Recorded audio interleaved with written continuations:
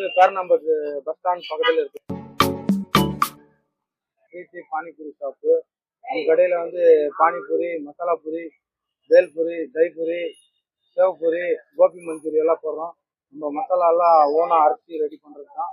நம்ம கஸ்டமர் நல்லா சப்போர்ட் பண்ணுறாங்க. நம்மளுக்கு மேலும் சப்போர்ட் பண்ணணும் நம்ம கஸ்டமரு.